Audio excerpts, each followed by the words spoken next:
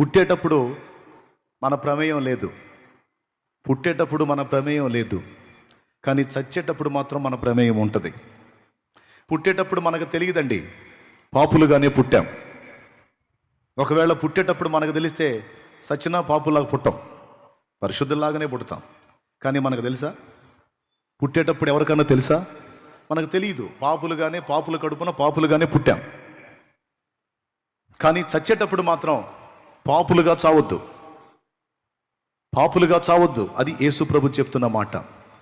ఆ పాపాలను యేసు రక్తంలో కడిగేసుకొని పరిశుద్ధులుగా ఈ లోకాన్ని వదులుదాం. ఇది మన చేతిలో ఉంది. ఇది ఎవరి చేతిలో ఉంది? ఇది మన చేతిలో ఉంది.